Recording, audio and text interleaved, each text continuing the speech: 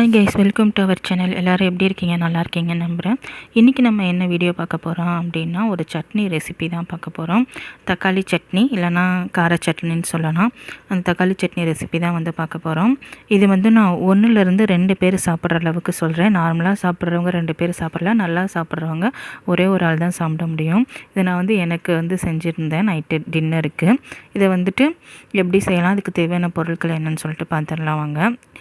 இது வந்து தோசைக்கு ரொம்பவே நல்லாயிருக்கும். நான் வந்து பார்த்திங்க அப்படின்னா, ஒரு 10th 12th படிக்கும்போதெல்லாம் இந்த சட்னி வந்து அம்மியில் இல்லாட்டி வந்து ஆட்டுக்கல்ல அரைச்சி வச்சுட்டாங்க அப்படின்னா, எங்கள் சித்தி வச்சுட்டாங்க அப்படின்னா, நான் வந்து கிட்டத்தட்ட எத்தனை தோசை சாப்பிட்றேனே சொல்ல முடியாது. ஒரு 7லேருந்து 8 தோசை அளவுக்கு சாப்பிடுவேன்.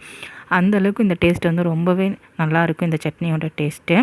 இது செய்கிறதுக்கு வந்து பார்த்திங்க அப்படின்னா, அப்போ வந்து சின்ன வெங்காயம் வந்து யூஸ் பண்ணுவாங்க. இப்போ மோஸ்ட்லி எல்லாமே பெரிய வெங்காயம் தானே கிடைக்கிது. உங்கள்கிட்ட எந்த வெங்காயம் இருக்கோ அந்த வெங்காயம் வந்து யூஸ் பண்ணிக்கோங்க. சின்ன வெங்காயம் ஒரு பெரிய வெங்காயம் எது வேணாலும் எடுத்துக்கோங்க. 1:2 ரேஷியோவில் வந்து இதை வந்து சேர்த்துக்கணும். ஒரு வெங்காயம் எடுத்திங்கன்னா 2 தக்காளி சேர்த்துக்கோங்க. 2 வெங்காயம் எடுத்திங்கன்னா 4 தக்காளி சேர்த்துக்கோங்க.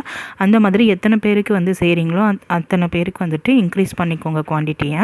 நான் வந்து பார்த்திங்க அப்படின்னா, ஒரு பெரிய வெங்காயம், 2 தக்காளி, மீடியம் சைஸ் 2 தக்காளி, 4 வரமிளகாய், 4 பல்லு பூண்டு, அவ்வளோதான். இதை வந்து கடலை எண்ணெயில் தான் வதக்கணும். அப்போ தான் அதோட டேஸ்ட்டு ரொம்ப நல்லாயிருக்கும். கடலை எண்ணெயில் வந்து நல்லா இந்த மாதிரி ஃப்ரை பண்ணி எடுத்துக்கலாம்.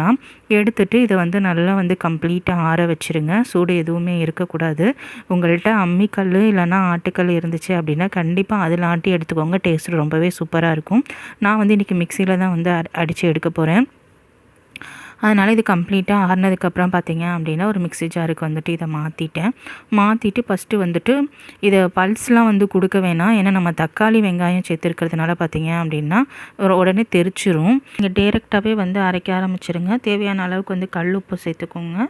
சேர்த்துட்டு மிக்சியில் வந்துட்டு நம்ம விட்டு வந்து அரைக்கணும். ஃபஸ்ட்டு வந்துட்டு 30 செகண்ட் அரைச்சிக்கோங்க. அப்புறம் விட்டு ஒரு 30 செகண்ட் அரைங்க. இந்த மாதிரி விட்டு அரைச்சி இந்த அளவுக்கு வந்துட்டு பேஸ்ட்டாக அரைச்சி எடுத்துக்கோங்க.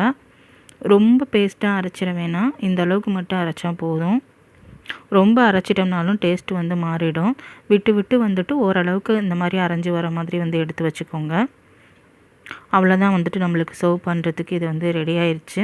இது வந்து இட்லி கூட, தோசை கூட, சப்பாத்தி கூட, இது எல்லாத்து கூடவே வச்சு சாப்பிட்றதுக்கு ரொம்ப நல்லாயிருக்கும். சம்டைம்ஸ் வந்து பார்த்திங்க அப்படின்னா, நான் வந்து குழம்பு எதுவும் இல்லை, அர்ஜெண்ட்டாக வந்துட்டு தேவைப்படுது அப்படின்னா, காலையில் இந்த சட்னி வச்சுருக்கேன், மிச்சம் இருக்குது அப்படின்னா, இதுவே கூட நான் வந்து ரைஸ்க்கு வந்துட்டு அப்படியே போட்டு பிசைஞ்சு சாப்பிடுவேன். எனக்கு வந்து இதோட டேஸ்ட்டு பர்சனலாக ரொம்ப பிடிக்கும்.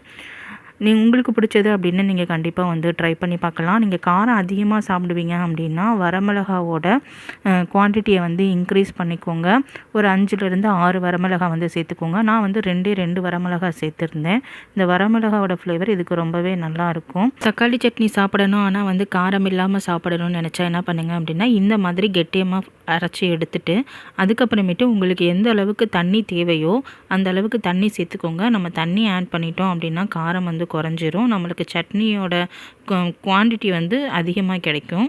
அந்த மாதிரி வந்துட்டு இதை வந்து செஞ்சு சாப்பிடலாம். அதோட டேஸ்ட்டும் நல்லாயிருக்கும். பட் இதிலேருந்து கொஞ்சம் டிஃப்ரெண்ட்டாக வந்துட்டு இருக்கும். தண்ணி ஊற்றிட்டு அதுக்கு தேவையான அளவுக்கு உப்பு சேர்த்துட்டு அதை வந்து தாளித்தா தான் அதுக்கு நல்லாயிருக்கும். இந்த மாதிரி கெட்டி சட்னி சாப்பிட்றோன்னா நம்மளுக்கு தாளிக்க தேவையில்லை. பட் நீங்கள் தண்ணி ஊற்றி சாப்பிட்றீங்க அப்படின்னா தாளிச்சுக்கோங்க. எண்ணெய், கடுகு, கருவேப்பிலை, வரமிளகாய் இது எல்லாத்தையும் போட்டு தாளிச்சிட்டு அதுக்கப்புறமேட்டு அந்த தண்ணி சட்னியில் ஊற்றி சாப்பிட்டீங்க அப்படின்னா அதோட டேஸ்ட்டுமே நல்லாயிருக்கும். அவ்வளோதான், இந்த ரெசிபி வந்து முடிஞ்சது. உங்களுக்கு இதை செஞ்சு பார்த்துட்டு எப்படி வந்துச்சுன்ட்டு என்கிட்ட கமெண்ட்டில் ஷேர் பண்ணிக்கோங்க. இந்த வீடியோ உங்களுக்கு யூஸ்ஃபுல்லாக இருக்கும்னு நம்புகிறேன். மறக்காமல் நம்ம சேனலை சப்ஸ்கிரைப் பண்ணி வச்சுக்கோங்க. இந்த வீடியோவுக்கு ஒரு லைக் கொடுங்க. உங்களுக்கு ஏதாவது டவுட் இருந்தாலும் கமெண்ட்டில் வந்துட்டு கேளுங்க.